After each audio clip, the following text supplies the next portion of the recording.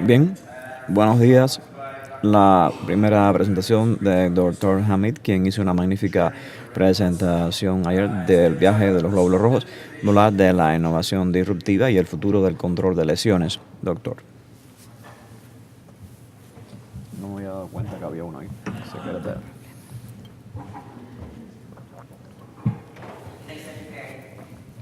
Gracias, Dr. Perry.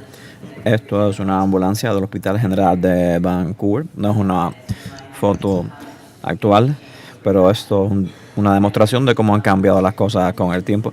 Yo trabajo en la sección de trauma y cirugía de atención aguda, pero también trabajo con un grupo en una compañía que ayudé hace 2 años que explora la tecnología informática, así como análisis de grandes datos con respecto a la salud.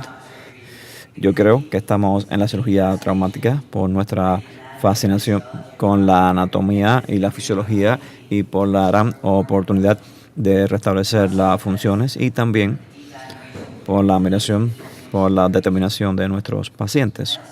También pienso que muchos de nosotros lo vemos como un problema serio de salud y en que tenemos la oportunidad de ayudar a definir y abordar.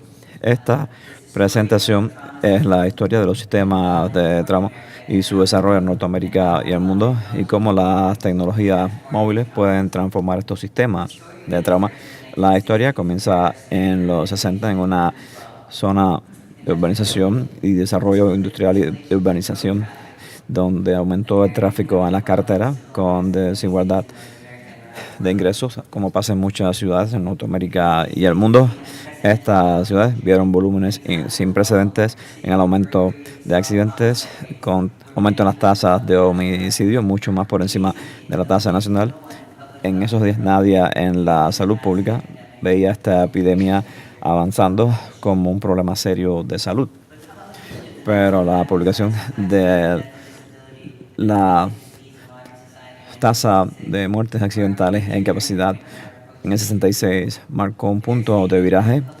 La afirmación de que la apatía del público al ritmo creciente de accidentes debe ser transformado en un programa de acción bajo un liderazgo fuerte. Hay que transformar la forma en que la sociedad enfrenta la lesión. Nathan lo decía a los cirujanos que regresan de las guerras de Corea y Vietnam con su habilidad técnica y universidad forjada en combate, defendiendo la reforma y mejoramiento de los estándares en sus casas, adquirió un rol preeminente en la atención de pacientes lesionados. Adam Scowley desempeñó un papel prominente, fue un innovador constante cuya contribución llevó al desarrollo del concepto de la hora dorada. Dedicó a trabajar en los centros de trauma, también en los servicios de emergencia médica de helicóptero, así como los sistemas estatales de atención médica. Cada una de estas ideas transforma la forma en que vemos el trauma y otras formas de atención. Cowley y otros en su generación desarrollaron el concepto de sistemas de trauma y de desarrollo en enfoque en base al análisis y recopilación de datos que incluye la atención prehospitalaria, la lesión, el transporte y la rehabilitación. Recientemente vimos una persona que fue disparada en Vancouver gracias a una serie de milagros que involucró a la policía, a los paramédicos, a la UCI y a los doctores. Sobrevivió y regresó a trabajar. Su viaje al sistema de trauma fue algo que se gestó en décadas y eso permite reconocer que cualquiera de los pasos en este caso no hubiera tenido lugar si no se hubiera hecho todo lo que se hizo antes. Sabemos que el enfoque sistemático funciona. Desde el 66, la mortalidad de lesiones subió de 65 a 100.000 en el 65 a 37 por cada 100.000 en el 2004. Las estrategias innovadoras se han implementado y los centros de atención se han sofisticado y eso se ha extendido a todos los americanos. Cuando la carga de lesión se comparte entre los hospitales y los centros de trauma, vemos mejores sobrevidas. Los sistemas más inclusivos muestran que la mortalidad es 0.77 en comparación a los sistemas exclusivos. He escuchado de cirujanos que dicen que el mayor avance en la atención de trauma en las 4 décadas ha sido el desarrollo de sistemas que están ahora en todas partes. En Canadá tenemos 32 centros de nivel 2 que dan atención a 67% de los canadienses dentro de la hora dorada. Los sistemas de trauma se basan en un cimiento de salud fuerte que incluye la recopilación de datos, análisis de datos, así como políticas basadas en evidencias para dar una atención continua. Es un enfoque sensato, pero después de 4 décadas de trabajo, ¿hasta dónde hemos avanzado? En otras palabras, ¿cuál ha sido el impacto de 4 décadas de aplicación y evolución de los sistemas de trauma en base de datos en uno de los principales problemas de salud de nuestros tiempos?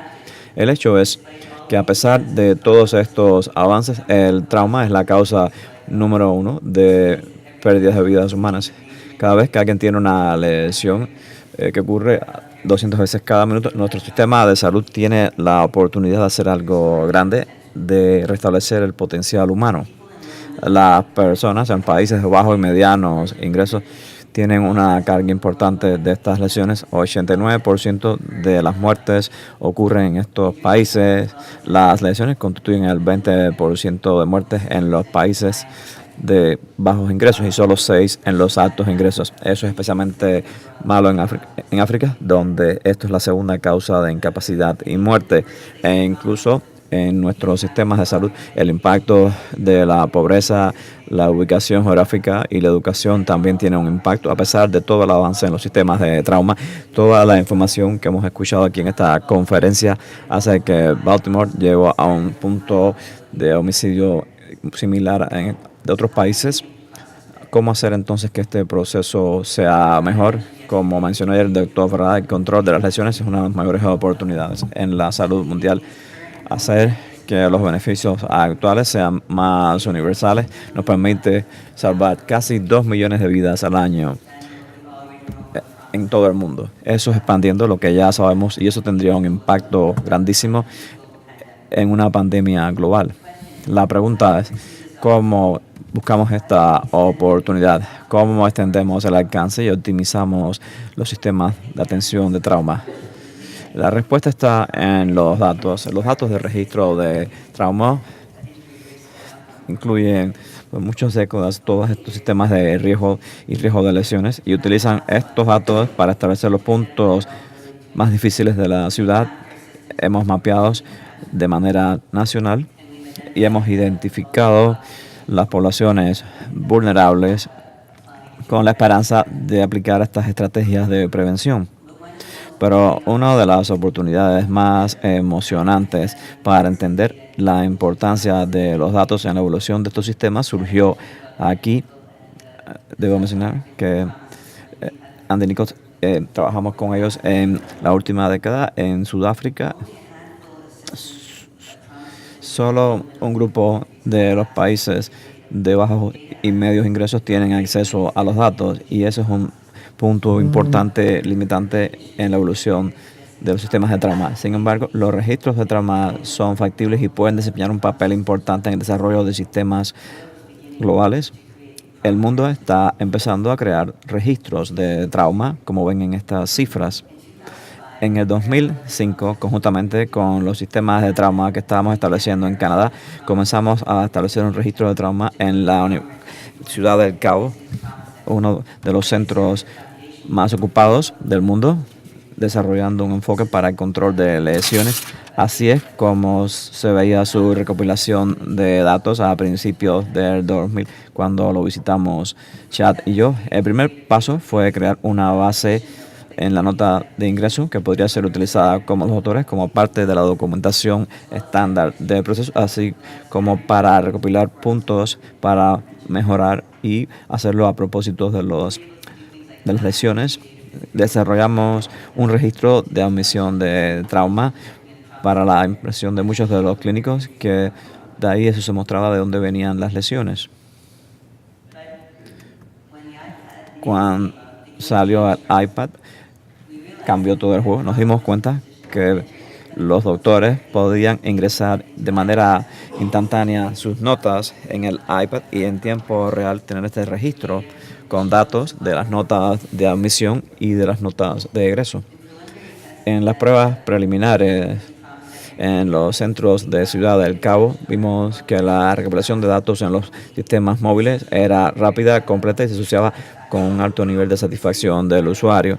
Esto significa que los proveedores de primera línea querían utilizar esta tecnología por su facilidad y porque era divertido utilizarla y generaba detalles con datos ejecutables que permitía mejorar la atención al paciente en tiempo real. Lo bueno es que los datos seleccionados de estos menús desplegables permite crear rápidamente una base de datos.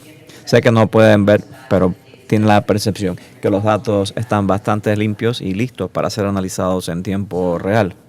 Así que sin ejercer ningún esfuerzo podemos generar una visión de los datos.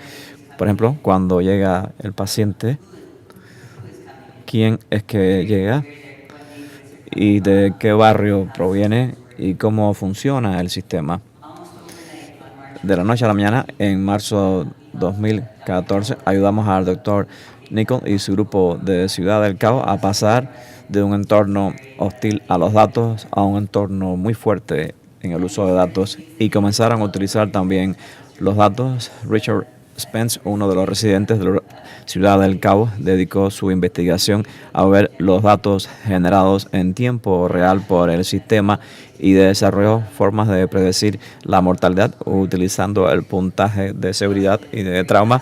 También hizo un estudio fascinante sobre el desempeño del registro quirúrgico individual, así como las tasas de mortalidad. A él le interesaba que encontró una diferencia en dependencia de residente del servicio y el resultado del paciente, pero lo más interesante es que pudo estratificar según la severidad de la lesión y pudo hacer análisis bastante sofisticados en base a una herramienta simple de recopilación de datos. Así que pensamos que está a punto de suceder algo impresionante en el mundo de la vigilancia electrónica de lesiones. Tenemos un poder computacional sin precedentes que va a cambiar la forma de ver estos procesos y resultados del sistema de trauma mundial.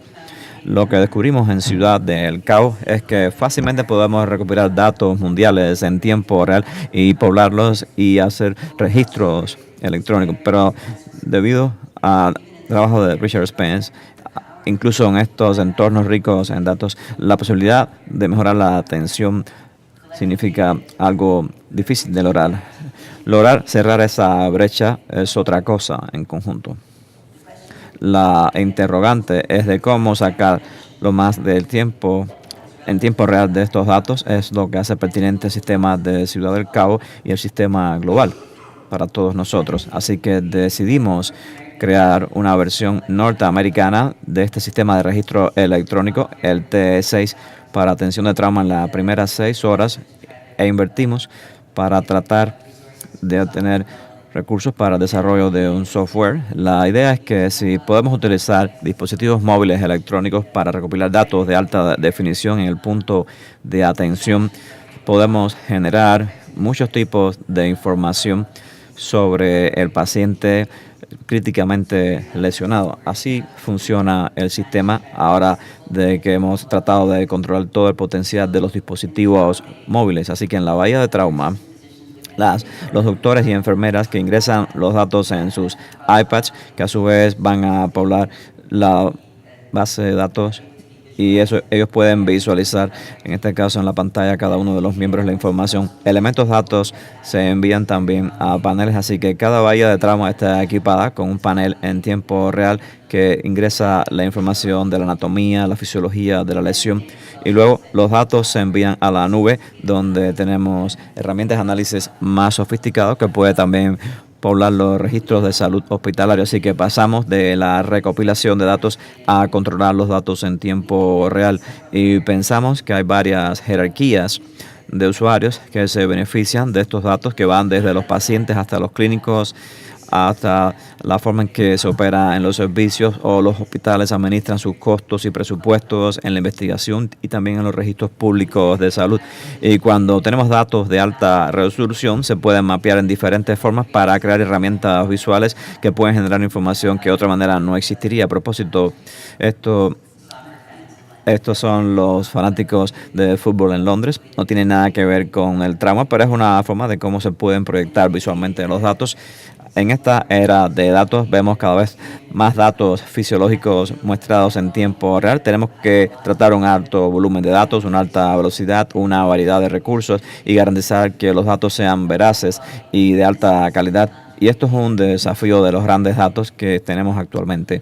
Pero tenemos una habilidad sin precedentes de analizar los datos con la capacidad computacional actual, que es muy alta. De hecho, podemos gestionar grandes conjuntos de datos, así como espectros de estrategias de analíticas de manera instantánea.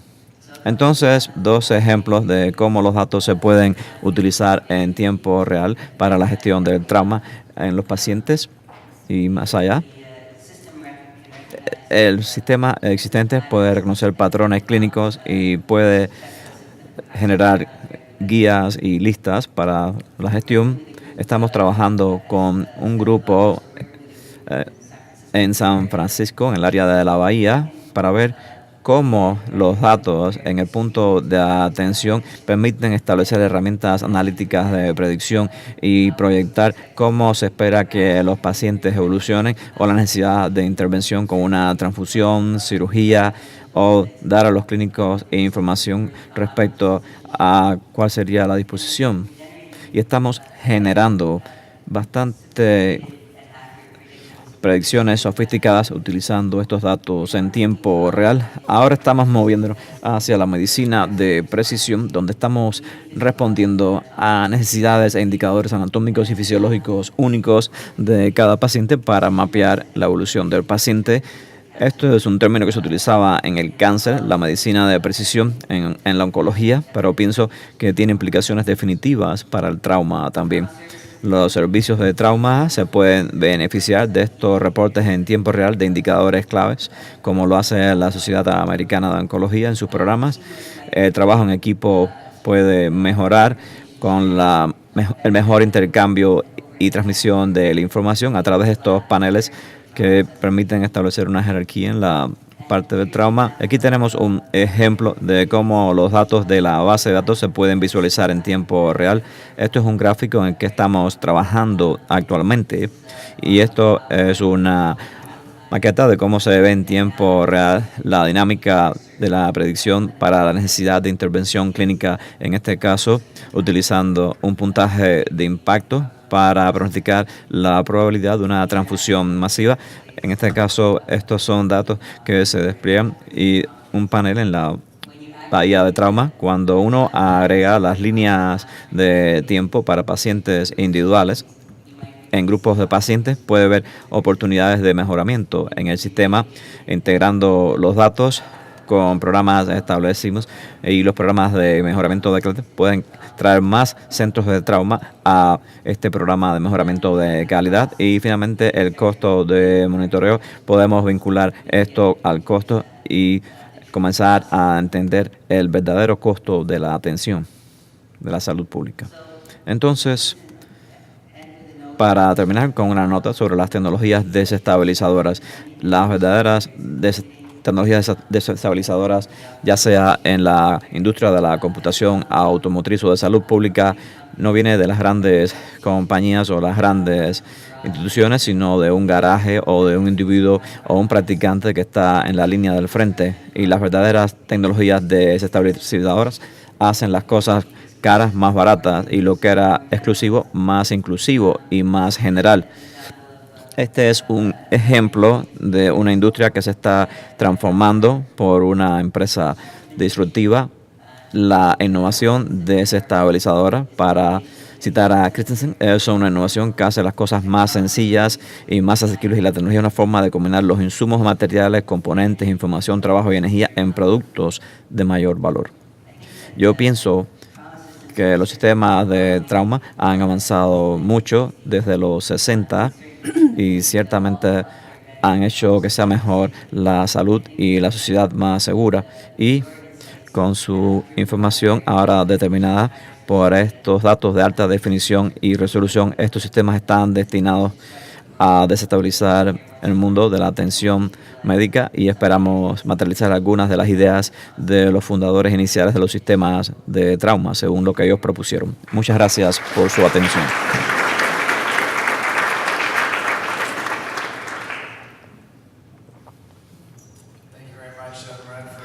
Gracias por su presentación tan visionaria. Las preguntas, por favor. Muchas gracias por su presentación.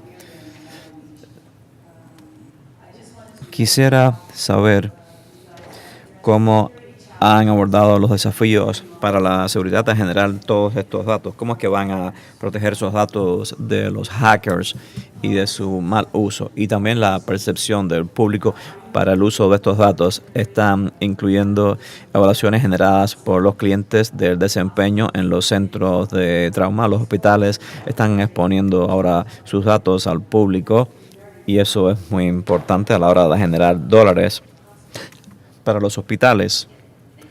Gracias por esas excelentes preguntas. La primera, sobre la privacidad y la seguridad, ha estado en la vanguardia de nuestro trabajo. El trabajo piloto que hicimos en Ciudad del Cabo se realizó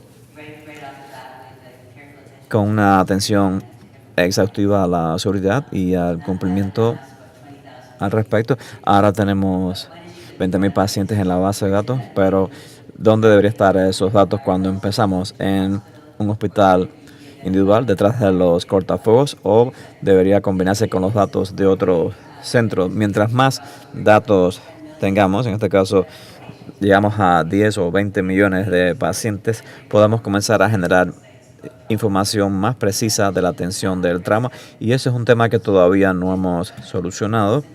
Sencillamente estamos colocando los datos en las bases de datos de hospitales individuales, pero en el caso de que se permita combinar y analizar estos datos, habría que colocarlos en servidores en la nube seguros, y hay que protegerlo. Exactamente saber dónde se coloca es costoso hacer eso, pero es algo que significa un compromiso crítico con respecto a la satisfacción del cliente e identificar la experiencia del usuario con estos datos. Eso es un trabajo en evolución. Todavía tenemos que implementar esto en un centro importante en Norteamérica, y lo que esperamos es capturar la imaginación de las personas con los datos que proveemos, con reportes diarios del desempeño de los servicios, reportes mensuales de los directorios de trauma, actividades basadas en costos para los administradores hospitalarios, así como secciones de reportes de la ciudad. Así que estamos orientados a presentar estos datos de manera relevante para los actores. Las personas en la línea de frente en todas estas áreas son las que tienen la información que permite cambiar el sistema, así que queremos que ellos se emocionen con estos datos y que los utilicen. Ese es el desafío importante. Chris Salvino. Es una presentación fantástica, y enfrentamos estos desafíos de registro en Arizona. 2 preguntas técnicas sobre el T6. Supongo que ahora nosotros estamos haciendo el doble ingreso de esto de manera electrónica. ¿Esto está mapeado a los sistemas existentes, o vamos a seguir haciendo el doble ingreso? En la sala de trauma, que pienso que fue evidente, ¿se puede ver alguna otra cosa dentro del monitor? Sí, gracias, Chris. Son preguntas importantes. Agradezco sus preguntas. Lo que nos importa es el trauma y queríamos crear el sistema perfecto para ingresar datos de trauma. No queremos reemplazar los registros electrónicos existentes, así que creamos el T6 para se integrar con los sistemas existentes. Lo que hace el T6 es un sistema estándar de recuperación de datos en el punto de atención junto al paciente y luego de manera inalámbrica empieza a poblar esa información. Esa es la integración que hemos realizado. Hemos aprendido que cada hospital tiene un ecosistema electrónico único, así que estamos asociándonos con hospitales individuales para personalizar el fluido de datos en sus sistemas. La plataforma de hecho integra los datos, saca los datos pero también los ingresa, y mi sueño es que no haya que verificar constantemente cada 2 minutos la computadora, sino que vaya directamente al sistema y fluya al algoritmo para shock y te diga que su paciente está en shock sin tener que tener que invertir tiempo y esfuerzo en eso. O sea, que integre los datos también y que proyecte eso directamente en el panel. El panel es algo que me gusta ver cómo influye en la forma de interacción de nuestros equipos a la hora de realizar todo el trabajo de renovación. Hay una pregunta en línea y dice un flujograma funcional electrónico que sea funcional y no consuma tiempo. Ya eso ustedes lo solucionaron porque eso sigue siendo una ilusión. Nosotros mostramos nuestra plataforma a un grupo de Nueva York y también nos hicieron esa pregunta. Alguien vino a la presentación y dijo, es imposible crear un flujograma electrónico mejor que uno en papel. Así que fue a la plataforma y después dijo, creo que lo lograron.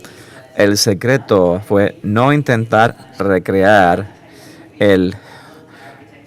la imagen y la arquitectura del flujograma en papel, sino de crear un flujo de atención de trauma para ver cómo tomamos las tareas de los paramédicos, cómo hacemos una encuesta primaria, cómo nos comunicamos con la bahía de trauma. A través de las hojas de papel tratamos de determinar cuál sería el proceso en la bahía de trauma y colocarlo en una interfaz usuario para ver, en este caso, la imagen, y luego en el caso de las hojas de papel, bueno, en este caso se utilizan para las personas que lo necesiten ver así. Bien, excelente, muchísimas gracias.